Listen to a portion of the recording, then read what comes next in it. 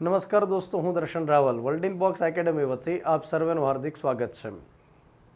Police ભરતી આગામી સમયમાં આવનારી છે અને વિદ્યાર્થીઓ અત્યારે તનતોડ મહેનત કરી રહ્યા છે અને વિદ્યાર્થીઓ એક દ્વિધા પણ અનુભવી રહ્યા છે કે સાહેબ જીસીઆરટી કરીએ તો એ ઇનફ થઈ રહે કે પછી સાથે એનસીઆરટી પણ કરવી પડે. ઓફલાઈન બેચ જ્યારે અમે ચલાવીએ છીએ ત્યારે ઘણા વિદ્યાર્થીઓ અમને મળી રહ્યા છે અને એમનો આ જ સવાલ હોય છે કે સાહેબ માત્ર આપણે જીસીઆરટી કરીને જઈએ તો એ ઇનફ થઈ રહેશે કે પછી સાથે એનસીઆરટી કરવી જોઈએ. તો આ પ્રકારના પ્રશ્નો મને જ્યારે ઘણા વિદ્યાર્થીઓ તરફથી પૂછવામાં આવ્યા એટલે મને એક મન થયું કે આપણે એક એવો વિડીયો બનાવીએ જેમાં જીસીઆરટી અને એનસીઆરટીનો ડિફરન્સ તમને સમજાવવામાં આવે. જોકે આ જે પ્રક્રિયા છે એ સમય માગી લેતી પ્રક્રિયા છે અને એટલા માટે અત્યારે ઓફલાઈન લેક્ચર્સમાંથી ટાઈમ કાઢી અને મેં ધોરણ 6નું એનાલિસિસ કરેલું છે. ધોરણ 6નું એનાલિસિસ આપણે જે કર્યું એના માટે થઈ એનસીઆરટી અને જીસીઆરટીના ચેપ્ટર્સનો અભ્યાસ મારે કરવો પડ્યો. આપણે આગળ શું હોય છે કે જીસીઆરટીમાં માત્ર એક પુસ્તક હોય છે સામાજિક વિજ્ઞાન માટે, પરંતુ એનસીઆરટીની અંદર એક પુસ્તક નથી હોતી. ધોરણ 6, 7 અને 8 માટે અલગ 3 પુસ્તક હોય છે અને ધોરણ 9 અને ધોરણ 10 માટે થઈ અને 4 પુસ્તક હોય છે. તો જીસીઆરટીના દરેક ચેપ્ટરનો અભ્યાસ કર્યો અને સામે એની સાથે જ એનસીઆરટીના અલગ ચેપ્ટરનો અભ્યાસ કર્યો અને પેરેલલ બંને ચેપ્ટરને એક સાથે જોતા એ માલુમ પડે કે આ ચેપ્ટરની અંદર આ વધુ છે, આ ચેપ્ટરમાં ઓછું છે અને એ રીતે એનાલિસિસ કર્યું. એટલે ઘણો સમય માગી લેતી પ્રક્રિયા તો રહેલી છે. આગળ જતાં જ્યારે સમય રહેશે તો ધોરણ 7, 8, 9 અને 10 માટે પણ આ પ્રકારનો વિડીયો તૈયાર કરવાની ગણતરી તો રહેલી છે. તો દોસ્તો, હું તમને અહીંયા આગળ એકદમ સચોટતાથી એમ નહીં કહું કે માત્ર જીસીઆરટી તમે કરી લ્યો. હું તમને આ ચેપ્ટર્સનો અભ્યાસ કર્યા પછી એવી સલાહ ચોક્કસ આપીશ કે સૌથી પહેલાં તમારે જીસીઆરટી વાંચી લેવાની. હા, એવી પુસ્તક પણ રહેલી છે કે જેની અંદર ગુજરાતીની અંદર સમગ્ર જીસીઆરટીનો સારાંશ તૈયાર કરેલો છે. વર્લ્ડ ઇન બોક્સની જ એક પુસ્તક રહેલી છે અને વર્લ્ડ ઇન બોક્સની એક એનસીઆરટીની પણ પુસ્તક રહેલી છે અને એ પુસ્તકની અંદર ધોરણ 6 થી ધોરણ 10 સુધીનો સારાંશ સરસ રીતે આપેલો છે. કેટલાક વિદ્યાર્થીઓ શું કરે છે કે આ પ્રકારની કમ્બાઇન્ડ બુક તૈયાર નથી કરતા, પરંતુ એની જગ્યાએ પાઠ્યપુસ્તક લઈને બેઠા હોય છે. તો પાઠ્યપુસ્તક તમે લઈને બેઠા હોય તો એમાં કોઈ બીજો પ્રશ્ન નથી આવતો, પરંતુ એમાં શું થાય કે એક માહિતી હડપ્પન સંસ્કૃતિની ધોરણ 6માં આપી હોય, એને જ લગતી માહિતી ધોરણ 7માં આપેલી હોય, એને જ લગતી માહિતી ધોરણ 8માં આપેલી હોય. તો આવી જે સારાંશવાળી પુસ્તક હોય ને એમાં એક સાથે હડપ્પન સંસ્કૃતિની જેટલી માહિતી આવે છે એ બધી જ મૂકી દીધેલી હોય છે. તો એનાથી વિદ્યાર્થીઓને સરળતા રહેતી હોય છે. વિદ્યાર્થીઓ કન્ફ્યુઝ ત્યારે થાય છે કે એક સાથે એણે જીસીઆરટી અને એનસીઆરટી બેનો લાડવો લઈ લેવો હોય છે. તો હું તમને અહીંયા આગળ એક સલાહ આપું કે સૌથી પહેલાં તમે જીસીઆરટી એકદમ આરામથી કરી લ્યો અને જ્યાં સુધી તમે જીસીઆરટીનો અભ્યાસ કરતા હો ત્યાં સુધી એનસીઆરટીનો વિચાર નહીં કરવાનો. અને બીજું કે એનસીઆરટીમાંથી જ જીસીઆરટી તૈયાર કરેલી છે, આ એકદમ 100%ની વાત છે કે એનસીઆરટીમાંથી જ પ્રેરણા લઈ અને સમગ્ર જીસીઆરટી જે નવી અત્યારે તૈયાર થયેલી છે એ છે. એવું પણ બનેલું છે કે એનસીઆરટીનું બેઠું એક્ઝેક્ટ ચેપ્ટર જીસીઆરટીમાં હોય. એવું બનેલું છે કે એનસીઆરટીમાં જે અમુક માહિતી હોય વર્ણન સ્વરૂપે તો જીસીઆરટીમાં સારાંશ આપી દીધેલો છે. એવું પણ બનેલું છે કે જીસીઆરટીમાં માહિતી હોય અને એનસીઆરટીમાં નથી પણ. તો હું તમને અહીં આગળ એ ચેપ્ટર વાઇઝ સમજાવીશ કે આ માહિતી જીસીઆરટીમાં છે પરંતુ એનસીઆરટીમાં રહેલી નથી. તો સૌથી પહેલાં હું તમને એ સમજાવું કે જીસીઆરટી જ તમારે સરસ રીતે કરી નાખવાની. 2 થી 3 વાર જ્યારે તમે જીસીઆરટી કરી લ્યો ત્યાર પછી તમારે એનસીઆરટી પકડવાની અને એનસીઆરટી ત્યાર પછી તમે જ્યારે વાંચશો ત્યારે તમે એવું જ ફીલ કરશો કે જીસીઆરટીનું રિવિઝન આપણે કરી રહ્યા છીએ. તો એકદમ પરફેક્ટ સલાહ છે. હવે આ બાબતે કોઈની સલાહ તમારે લેવાની જરૂર નથી. સૌથી પહેલાં જીસીઆરટી, જ્યાં સુધી જીસીઆરટી કરો ત્યાં સુધી એનસીઆરટીનો કોઈ વિચાર મગજમાં ન આવવો જોઈએ. જીસીઆરટી જ ફોકસ કરવાનું. 2 થી 3 વાર તમે સરસ કરી નાખો ત્યાર પછી તમારે એનસીઆરટી લઈને બેસવાનું. તો મેં તમને હમણાં વાત કરી એમ ધોરણ 6 માટે આપણે એનાલિસિસ રજૂ કર્યું છે. જીસીઆરટીમાં સામાજિક વિજ્ઞાનનું પુસ્તક છે, એકદમ કમ્બાઇન્ડ પુસ્તક છે જેમાં ઇતિહાસ, ભૂગોળ અને બંધારણ રિલેટેડ ચેપ્ટર્સ આપેલા છે. જ્યારે એનસીઆરટીમાં ધોરણ 6માં ઇતિહાસ માટે હમારે અતીત વન કરીને એક પુસ્તક છે, ત્યાર પછી ભૂગોળ માટે પૃથ્વી હમારા આવાસ કરીને પુસ્તક છે અને એ જ રીતે બંધારણ માટે થઈ સામાજિક એવં રાજનૈતિક જીવન કરીને પુસ્તક છે. તો આ ત્રણેય પુસ્તક ભેગા થાય ત્યારે આપણું જીસીઆરટીનું એક સામાજિક વિજ્ઞાન થઈ જાય છે. અને હવે આપણે એક પછી એક ચેપ્ટર વાઇઝ માહિતી સમજી લઈએ કે કયા ચેપ્ટરની અંદર કઈ માહિતી છે અને એનસીઆરટી અને જીસીઆરટીમાં શું ડિફરન્સ રહેલો છે. અને એ માહિતી આપણે સ્ટાર્ટ કરીએ એની પહેલાં વર્લ્ડ ઇન બોક્સ ભાવનગર ખાતે 2 અલગ પ્રકારની બેચ શરૂ થવા જઈ રહી છે. એક બેચ જે સ્પેશિયલ કોન્સ્ટેબલ માટે છે અને આ કોન્સ્ટેબલ માટેની બેચ છે એનો પ્રારંભ 1 મેથી શરૂ થાય છે, મતલબ કે ગુજરાત ગૌરવ દિવસના દિવસથી આ બેચ આપણે શરૂ કરીએ છીએ અને આનો સમય રહેલો છે સાંજે 4 વાગ્યાથી લઈ 6 વાગ્યા સુધીનો ટાઈમ છે. અને એ જ રીતે આપણે એક જનરલ બેચ સ્ટાર્ટ કરીએ છીએ જે 6 મેથી શરૂ થઈ રહી છે અને એનો સમય સવારે 8 થી 10 વાગ્યાનો છે. તો જે વિદ્યાર્થીઓને ખૂબ સારી તૈયારી કરવાની ઈચ્છા હોય, જે વિદ્યાર્થીને ખૂબ સરસ રીતે ડિટેલમાં વિષયો ભણવા હોય, અલગ અલગ ફેકલ્ટી પાસે અલગ અલગ વિષય ભણવા હોય, વન મેન આર્મીની સિસ્ટમ નથી હોતી, તો સરસ રીતે બેચ કરવાની ઈચ્છા શક્તિ ધરાવતા વિદ્યાર્થીઓ વધુ વિગત માટે થઈ અને એકેડેમીના નંબર ઉપર સંપર્ક કરી માહિતી મેળવી શકશે. ચાલો હવે આપણે સ્ટાર્ટ કરીએ. અહીંયા આગળ જે આપણે વિગત લખી હશે એ જીસીઆરટીના ચેપ્ટરની છે. જીસીઆરટીનું પહેલું ચેપ્ટર રહેલું છે ચાલુ ઇતિહાસ આપણે જાણીએ અને એમાં ટોપિક્સ આવરી લીધા છે ઇતિહાસ જાણવાના સ્ત્રોત, અભિલેખ, તામ્રપત્ર, સિક્કા, ઇતિહાસના અભ્યાસીઓ, પુરાતત્વ શાસ્ત્રીઓ, ઇતિહાસકારો અને પ્રવાસીઓ અને છેલ્લે સારવારી. તો આ જીસીઆરટીના પહેલા ચેપ્ટરની અંદર જે માહિતી છે એ એનસીઆરટીની અંદર હમારે અતીત કરીને જે પુસ્તક છે એના પ્રકરણ નંબર 1ની અંદર માહિતી આપવામાં આવેલી છે. તો તમે જીસીઆરટીનું આ ચેપ્ટર કરી નાખશો તો એનસીઆરટીનું પહેલું ચેપ્ટર કરવાની જરૂર નથી. ત્યાર પછી આપણે વાત કરીએ. બીજું પ્રકરણ છે આદિમાનવથી સ્થાયી જીવનની સફર. એમાં ટોપિક્સ રહેલા છે આદિમાનવ, ભટકતું જીવન, ભારતના આદિમાનવના વસવાટના સ્થળ, અગ્નિ અને ચક્રનો ઉપયોગ અને શોધ, સ્થાયી જીવન, ભોજન, રહેઠાણ અને પોશાક. તો જીસીઆરટીના પ્રકરણ 2માં જે માહિતી છે એમ હમારે અતીત પ્રકરણ નંબર 2ની અંદર માહિતી આવી જાય છે. તો તમારે અલગ અલગ કરવાની જરૂરિયાત નથી. તમને એનસીઆરટીમાં જેટલી વિગત રહેલી છે એ વિગત અહીં આગળ આપેલી છે. એટલું તમે મગજની અંદર ચોક્કસ રાખી દો કે એનસીઆરટીની અંદર જે વિગત આપેલી છે એ વર્ણન વધુ એમાં કરેલું છે. મતલબ કે કોઈ બે વ્યક્તિઓ હોય, એકબીજાની સાથે સંવાદ કરે, ત્યાર પછી એના આધારે કેટલીક માહિતીઓ આપેલી હોય, એક્ઝેક્ટલી ફેક્ટ્સ ઉપર ફોકસ નથી કર્યું. જ્યારે આપણા જીસીઆરટીની અંદર શું કર્યું છે કે એણે સારાંશની ઉપર ફોકસ કર્યું છે કે એનસીઆરટીની અંદર 2 ફકરા થતા હોય તો એને 1 ફકરો કેમ કરી શકાય. તો એ પ્રકારે જીસીઆરટીની અંદર કરેલું છે. તો જ્યારે તમે એનસીઆરટી વાંચતા હોય, એની પાઠ્યપુસ્તક જ્યારે વાંચતા હોય ત્યારે તમને વર્ણન વધુ જોવા મળશે. અને હા, સાથે એનસીઆરટીની અંદર ફોટોઝનો વધારે ઉપયોગ કરેલો છે, મતલબ ફોટો વધારે છે, જ્યારે જીસીઆરટીની અંદર એમાં થોડી કંજૂસાઈ છે. ફોટા જરૂરિયાત કરતાં ઓછા એમાં મૂકેલા છે, જ્યારે એનસીઆરટીમાં ફોટાઓ ભરપૂર માત્રાની અંદર છે. ત્યાર પછી આપણે વાત કરીએ. પ્રકરણ નંબર 3 છે પ્રાચીન નગર અને ગ્રંથ, જેમાં નગર રચના, હડપ્પન સભ્યતાનું આર્થિક જીવન, ધાર્મિક જીવન અને અંતિમ વિધિ, હડપ્પીય સભ્યતાનો અંત અને આપણા પ્રાચીન ગ્રંથો. આ ટોપિક્સ રહેલા છે. તો અહીંયા આગળ આપણે જે એનાલિસિસ મૂક્યું છે એમ કે જીસીઆરટી, એનસીઆરટી બંનેમાં એક સરખી માહિતી છે, પરંતુ એનસીઆરટીમાં ફોટોનું પ્રમાણ વધારે છે. તો અહીંયા આગળ મેં તમને જે સ્ક્રીનશોટ દેખાડ્યા છે એમાં એ જ ઉદ્દેશ છે કે આ જે ફોટોગ્રાફ રહેલા છે એ વધુ એનસીઆરટીની અંદર રહેલા છે. જીસીઆરટીની અંદર ખૂબ જરૂરિયાત મુજબના ફોટોઝ રહેલા છે. અધરવાઇઝ તમે જીસીઆરટીનું ચેપ્ટર કરો હડપ્પન માટે કે એનસીઆરટીનું કરો, બંનેની અંદર વિગતો એક સમાન રહેલી છે. સાથે એનસીઆરટીમાં પ્રકરણ નંબર 4 જે રહેલું છે એ જીસીઆરટીમાં ખવાઈ ગયું છે. તો એનસીઆરટી પ્રકરણ નંબર 4 જેની અંદર પુસ્તક માટેની વાત કરેલી છે કે આપણે પુસ્તક શા માટે વાંચવા જોઈએ એને લઈ અને એ ચેપ્ટર રહેલું છે. તો એનો ફોટો અહીંયા આગળ આપણે મૂકેલું છે કે પુસ્તકો શા માટે જરૂરી છે. તો આ ચેપ્ટર એનસીઆરટીમાં છે, જીસીઆરટીમાં નથી. તો જે વિદ્યાર્થીઓ પાઠ્યપુસ્તક ઉપર અત્યારે તૈયારી કરી રહ્યા હોય તો એમણે જોવાનું કે એનસીઆરટીનું પ્રકરણ 4 ડાયરેક્ટ વાંચી નાખશે તો ચાલશે. જીસીઆરટીના 3 ચેપ્ટર કર્યા હોય તો એ ચાલી જશે. પછી એનસીઆરટીના 1, 2, 3 ચેપ્ટર કરવાની જરૂર નથી. પ્રકરણ નંબર 4 ભારતની પ્રારંભિક રાજ્ય વ્યવસ્થા, મહાજનપદ, રાજાશાહી રાજ્ય વ્યવસ્થા, ગણરાજ્ય, વૈશાલી અને વજ્ય રાજ્ય. તો આ જીસીઆરટીના ટોપિક્સ રહેલા છે. હવે આપણે શું લખ્યું છે કે એનસીઆરટીમાં અશ્વમેઘ યજ્ઞની માહિતી આપેલી છે જે જીસીઆરટીમાં નથી. તો બંનેની અંદર ચેપ્ટરની અંદર સામ્યતા રહેલી છે કે તમે આ પ્રકારના ટોપિક વાળું જીસીઆરટી લઈ લો કે આ પ્રકારના ટોપિક વાળું એનસીઆરટીનું ચેપ્ટર લઈ લો, પણ ફરક માત્ર કઈ જગ્યાએ રહેલો છે? ફરક અહીં આગળ રહેલો છે કે અશ્વમેઘ યજ્ઞની માહિતી એનસીઆરટીમાં છે, જીસીઆરટીમાં રહેલી નથી. ચાલો ત્યાર પછી આપણે આગળ ચર્ચા કરીએ. પ્રકરણ નંબર 5 જેમાં લખેલું છે શાંતિની શોધમાં અને એમાં લખવામાં આવ્યું છે બુદ્ધ અને મહાવીર વિશે. તો ગૌતમ બુદ્ધ, પ્રારંભિક જીવન અને મહાવીર સ્વામી. એનાલિસિસ શું લખેલું છે કે એનસીઆરટી પ્રકરણ 6માં આ અંગેની વધુ વિગત આપવામાં આવેલી છે.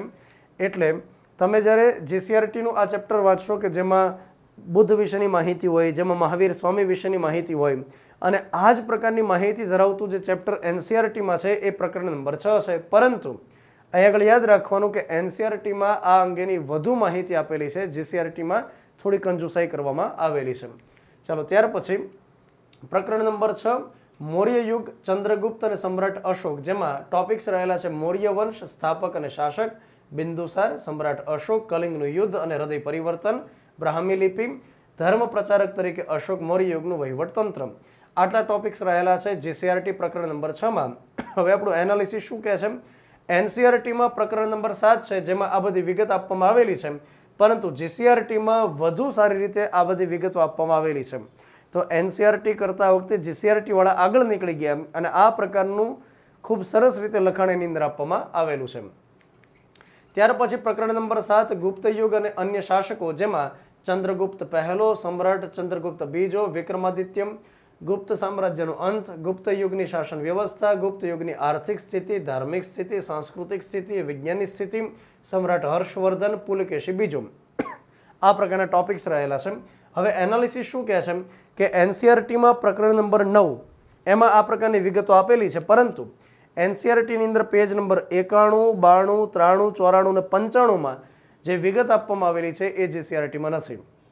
તો જીસીઆરટીમાં પ્રકરણ નંબર 7માં જેટલી વિગત છે એ એનસીઆરટી પ્રકરણ નંબર 9ની લીધેલી છે, પરંતુ એનસીઆરટીના આ જે 5 પેજ રહેલા છે એ જીસીઆરટી વાળા ભૂલી ગયા હશે અથવા તો કંઈક કરકસર કરી નાખી હશે. તો જે પાઠ્યપુસ્તક ઉપર ચાલતા હોય અને એ જીસીઆરટીમાં આ ચેપ્ટર વાંચ્યા પછી માત્ર આટલા પેજ આ ચેપ્ટરના વાંચી લેશે તો એનું કામ થઈ જશે. ચાલો ત્યાર પછી પ્રકરણ નંબર 8, જેમાં ભારત વર્ષની ભવ્યતા, જેમાં અલગ અલગ પ્રકારના ટોપિક્સ રહેલા છે, જેમ કે પ્રાચીન ભારત ખેતી, પ્રાચીન ભારત ગ્રામીણ જીવન, ભારતમાં સાહિત્યનો વારસો, વેપારીઓ નવો માર્ગો, પ્રાચીન ભારતમાં ચિત્રકલા, પ્રાચીન ભારતમાં શિલ્પ અને સ્થાપત્ય, સ્તૂપ અને વિહાર, શિક્ષણનો વારસો અને સિક્કા. તો આ જે વારસાને લગતું ચેપ્ટર રહેલું છે જીસીઆરટીનું ટોપિક્સ છે. હવે એનાલિસિસ આપણું શું કહે છે કે એનસીઆરટી પ્રકરણ નંબર 10માં સામ્યતા છે, એટલે કે પ્રકરણ નંબર 10 એનસીઆરટીનું એમાંથી આ ચેપ્ટર તૈયાર કરવામાં આવેલું છે, પરંતુ મેં તમને કીધું એમ કે વર્ણન સૌથી વધુ એનસીઆરટીમાં છે. તો એક વખત એનસીઆરટીનું ચેપ્ટર તમે કરી લેશો તો એનાથી તમને વધુ સારી રીતે સમજાશે. આ બધા જે જીસીઆરટીના ટોપિક છે એ એનસીઆરટીમાંથી જ લીધા છે. એનસીઆરટી અને જીસીઆરટીના ટોપિકમાં સામ્યતા છે, પરંતુ વર્ણનની દ્રષ્ટિએ એનસીઆરટીમાં વધારે છે, તો એ કરી લેવાથી ફાયદો થશે. એના પછી પ્રકરણ નંબર 9 આપણું ઘર પૃથ્વી, જેમાં સૌર પરિવાર, પૃથ્વીનું સ્થાન અને આકાર, અક્ષાંશ અને રેખાંશ, જીપીએસ, મુખ્ય રેખાંશ વૃત્તો, કટિબંધો, પૃથ્વીની ગતિના પ્રકારો, ઋતુઓ, ઉત્તરાયણ, દક્ષિણાયન, સંપાત, લીપ વર્ષ, સૂર્યગ્રહણ, ચંદ્રગ્રહણ, આ પ્રકારના ટોપિક્સ પ્રકરણ નંબર 9ની અંદર છે. હવે એનાલિસિસ એવું કહે છે કે એનસીઆરટી પૃથ્વી હમારા આવાસ નામનું જે પુસ્તક છે એમાં પ્રકરણ નંબર 1, 2 અને 3, તો એનસીઆરટીના 3 ચેપ્ટરને ભેગા કરી જીસીઆરટી વાળાએ શું કર્યું, એક ચેપ્ટર આ કરી નાખ્યું છે. એટલે તમે જીસીઆરટીના આટલા ટોપિક્સ કરી નાખો એમાં એનસીઆરટીના પ્રકરણ નંબર 1, 2 અને 3 આવી જાય છે પૃથ્વી અમારા આવાસ અંતર્ગત. ચાલો ત્યાર પછી પ્રકરણ નંબર 10 પૃથ્વીના આવરણ, જેમાં પૃથ્વીના આવરણોમાં મૃદાવરણ, જલાવરણ, વાતાવરણ અને જીવાવરણનો સમાવેશ થાય છે. હવે એનાલિસિસ એવું કહે છે કે એનસીઆરટીમાં પૃથ્વી અમારા આવાસમાં પ્રકરણ નંબર 5માં આ તમામ પ્રકારના આવરણ વિશે વધુ ડિટેલમાં માહિતી આપેલી છે. તો આ ચેપ્ટર મેં પર્સનલી વાંચેલા છે, જેના આધારે હું તમને એમ કહી શકું કે જીસીઆરટીની અંદર અમુક પ્રકારના ફેક્ટ્સ નથી જે એનસીઆરટીમાં ઓલરેડી આપેલા હોય છે. એટલે તમે આ પ્રકારના જ્યારે ટોપિક્સ વાંચો ત્યારે તમે આની જગ્યાએ આ એનસીઆરટી કરી નાખશો તો ચાલશે. એનસીઆરટીમાં પ્રકરણ નંબર 5 કરી નાખો પૃથ્વી અમારા આવાસમાંથી તો ચાલશે. ત્યાર પછી આપણે સમજીએ પ્રકરણ 11 ભૂમિ સ્વરૂપ. હવે આજે પ્રકરણ નંબર 11 જીસીઆરટીમાં આપેલું છે ભૂમિ સ્વરૂપ, જેમાં પર્વત છે, ઉચ્ચ પ્રદેશ છે, મેદાન છે, ઉપસાગર, અખાત, ભૂશીર, ટાપુ, ખીણ, સામુદ્ર ધુની, સંયોગી ભૂમિ અને દ્વીપકલ્પ. આટલા જે ટોપિક્સ જીસીઆરટીમાં આપેલા છે તો આ વિગત એનસીઆરટીમાં રહેલી નથી. એટલે એનસીઆરટીમાં આ ચેપ્ટર અંગેની કોઈ જગ્યાએ વિગત મળતી નથી. એટલીસ્ટ ધોરણ 6ની અંદર તો નથી જ મળતી. આગળના ધોરણમાં કદાચ હોઈ શકે પણ ધોરણ 6ની અંદર નથી. તો જીસીઆરટીમાં આ બધા ટોપિક્સ રહેલા છે જે એનસીઆરટીમાં નથી. ત્યાર પછી પ્રકરણ નંબર 12 નકશો સમજીએ, જેમાં નકશાના પ્રકાર, નકશાના અંગ, પ્રમાણમાપ, રૂઢ સંખ્યાઓ, ત્યાર પછી ભારતનું સ્થાન. આ વિગત જે જીસીઆરટી પ્રકરણ 12માં છે તો એનાલિસિસ શું કહે છે કે પૃથ્વી અમારા આવાસ નામનું એનસીઆરટીનું જે ચેપ્ટર છે એમાં પ્રકરણ 4માં વિગત ઓલરેડી આવી જાય છે. તો એનસીઆરટીમાંથી અહીં આગળ વિગત ઓલરેડી લીધેલી છે. ત્યાર પછી પ્રકરણ નંબર 13, જેમાં ભારત, ભૂપૃષ્ઠ, આબોહવા, વનસ્પતિ અને વન્યજીવન, તો એમાં ટોપિકનો સમાવેશ થાય છે ભારતના પ્રાકૃતિક વિભાગો, ભારતની આબોહવા, વનસ્પતિ, જંગલના પ્રકાર, જંગલનું મહત્વ, અભયારણ્ય, રાષ્ટ્રીય ઉદ્યાન અને જૈવ આરક્ષિત ક્ષેત્ર. હવે અહીંયા આગળ એનાલિસિસ આપણું એવું કહે છે કે પૃથ્વી અમારા આવાસમાં પ્રકરણ નંબર 6 ની વિગત આમાં આવે છે, પરંતુ જીસીઆરટીમાં વધુ ડિટેલની અંદર વિગતો આપવામાં આવેલી છે. તો અહીં આગળ એનસીઆરટી પાછું રહી જાય છે. તો એનસીઆરટીમાં જે વિગત આપી છે એમાં આ પ્રકારની વિગતો રહેલી નથી. તમે સમજો કે જંગલના પ્રકાર નથી, આબોહવા નથી. હા, પ્રાકૃતિક વિભાગ નામનો જે ટોપિક રહેલો છે એ એનસીઆરટીમાં આપેલો છે. તો આ બાબતની અંદર જીસીઆરટી આગળ છે. ત્યાર પછી પ્રકરણ નંબર 14 વિવિધતામાં એકતા. હવે જીસીઆરટીની અંદર જે પ્રકરણ નંબર 14 રહેલો છે જેમાં વિવિધતા માટેની વાત આપી છે કે સમજ છે, વિવિધતામાં એકતા છે, વિવિધતા અને સમાનતાના પ્રયાસ છે. તો અહીંયા આગળ એનસીઆરટીમાં બે અલગ અલગ ચેપ્ટર છે. એનસીઆરટીમાં જે સામાજિક એવં રાજનૈતિક જીવન કરીને પુસ્તક છે એમાં પ્રકરણ નંબર 1 અને પ્રકરણ નંબર 2 એ બેને ભેગા કરી જીસીઆરટી વાળાએ એક પ્રકરણ કરી નાખ્યું. પણ વર્ણન અથવા તો સ્ટોરી અથવા કહાની સ્વરૂપે જે આપેલું છે એનસીઆરટીમાં વધુ છે. આપણે એવું કહી શકીએ કે તમે એનસીઆરટીના પ્રકરણ 1 અને 2 ની જગ્યાએ આ એક ચેપ્ટરનો સારાંશ કરી નાખો તો આપણું કામ થઈ જવું જોઈએ. ત્યાર પછી આપણે આગળ વાત કરીએ પ્રકરણ નંબર 15 સરકાર, જેમાં આપણો દેશ, આપણી સરકાર, સરકારના પ્રકાર, લોકશાહીના મૂલ્ય, સરકાર અને કાયદો. તો આ જે ટોપિક્સ રહેલા છે એનાલિસિસ કરતા માલુમ પડે છે કે એનસીઆરટીમાં સામાજિક એવં રાજનૈતિક જીવનમાં પ્રકરણ નંબર 3 માં વિગત આવે છે. એનસીઆરટીમાં એનું વર્ણન વધારે જોવા મળે છે. ત્યાર પછી પ્રકરણ નંબર 16 જેમાં સ્થાનિક સરકાર છે, પંચાયતી રાજ, ગ્રામીણ પ્રશાસન, ગ્રામ સભા, તાલુકા, જિલ્લા પંચાયત, નગરપાલિકા, મહાનગરપાલિકા, કલેક્ટર, મામલતદાર અને લોક અદાલત. તો એનસીઆરટીની અંદર અલગ અલગ 3 ચેપ્ટર છે. સામાજિક એવં રાજનૈતિક જીવન નામનું પુસ્તક છે, એમાં પ્રકરણ નંબર 4, 5 અને 6 એને ભેગા કરી અને આ એક ચેપ્ટર બનાવી દેવામાં આવેલું છે. હું તમને ખાતરી આપી દઉં કે તમે જીસીઆરટીમાં આટલા ટોપિક સરસ કરી નાખશો તો એનસીઆરટીના આ 3 ચેપ્ટર કરવાની જરૂરિયાત રહેતી નથી. આમાં વિગતો ખૂબ સરસ છે, પરીક્ષાલક્ષી છે. ત્યાર પછી આપણે આગળ વાત કરીએ પ્રકરણ નંબર 17 જીવન નિર્વાહ. આજે જીવન નિર્વાહ નામનું ચેપ્ટર જીસીઆરટીમાં આપવામાં આવેલું છે, જેમાં ગામડાનું જીવન, ગામડામાં શ્રમ કાર્ય અને જીવન, ખેતી પશુપાલન અને જીવન નિર્વાહ, ગામનું શહેર સાથે જોડાણ અને શહેરનું જીવન, આટલા જે ટોપિક્સ તૈયાર કર્યા એમ એનસીઆરટીમાં સામાજિક એવં રાજનૈતિક જીવન પ્રકરણ નંબર 7 અને 8 ને ભેગા કરી અને આ ચેપ્ટર બનાવી દીધું છે. તો તમે આ એક ચેપ્ટર કરી નાખો તો ધોરણ 6 ની અંદર એનસીઆરટીમાં પ્રકરણ 7 અને 8 કરવાની જરૂરિયાત નથી. એનો ખરેખર સારાંશ અહીં આગળ આપી દેવામાં આવેલો છે ઓલરેડી. તો દોસ્તો આજે મેં તમને વાત કરીને એ બધા ચેપ્ટરની વાત કરી અને ત્યાર પછી આપણે આગળ એક નાનકડી એડ લઈ લઈએ. ત્યાર પછી થોડી વાત કરી દઉં. ગાંધીનગર શાખાની અંદર 3 અલગ અલગ પ્રકારની બેચ મે મહિનાની અંદર શરૂ થવા જઈ રહી છે. આ જાહેરાત એવા વિદ્યાર્થીઓ માટે હોય છે કે જેમણે ખરેખર બેચ કરવાની હોય છે, એમના સુધી માહિતી પહોંચે એ આપણો ઉદ્દેશ હોય છે. તો અલગ અલગ 3 પ્રકારની બેચ છે, જેમાં ગાંધીનગર ખાતે સ્પેશિયલ કોન્સ્ટેબલ બેચ શરૂ થવા જઈ રહી છે, જે 11મી બેચ રહેલી છે. 16 મેથી બેચ શરૂ થાય છે, બપોરે 1 થી 3 નો ટાઈમ રહેલો છે.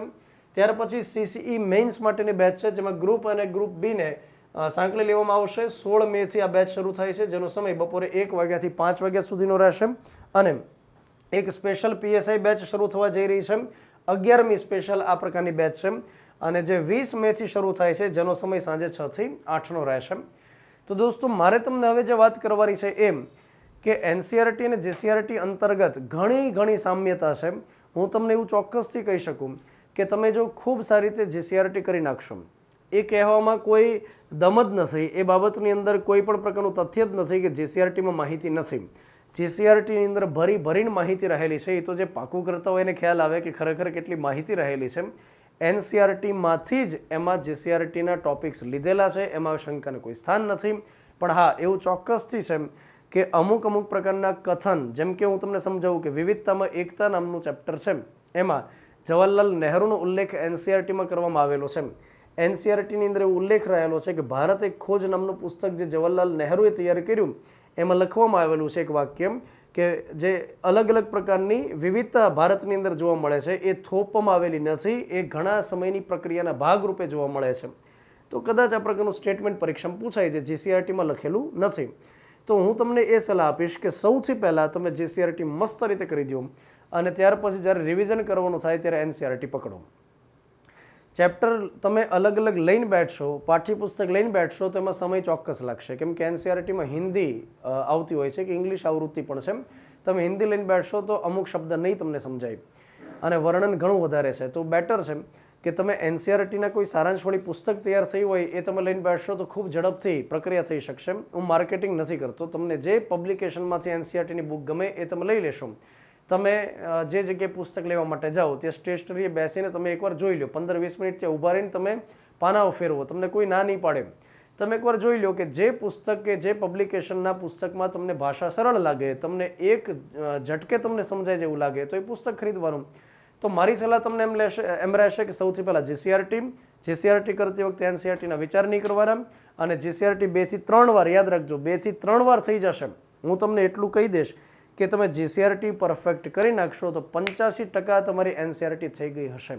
85% તમારી એનસીઆરટી થઈ ચૂકેલી હશે અને પછી તમે એનસીઆરટી કરશો તો બાકીના 15% જે વિગત આગળ પાછળ થતી હોય કે જીસીઆરટીમાં ન લીધી હોય એ પણ તમે લઈ શકશો. તો દોસ્તો, વિડીયો કેમ લાગ્યો એ તમે મને જરા જણાવજો અને ખૂબ સારો રિસ્પોન્સ આપશો ને તો આગળ જતાં ધોરણ 7 માટે કે 8 માટે 9 માટે કે 10 માટે બનાવવા માટે મને થોડી હિંમત મળશે. તો વિડીયોનો થોડો રિસ્પોન્સ આપશો અને મળીએ છીએ આવતા લેક્ચરની અંદર વધુ વિગત સાથે. ત્યાં સુધી તમામ વિદ્યાર્થી મિત્રોને જય હિન્દ, જય Bharat. Thank you very much.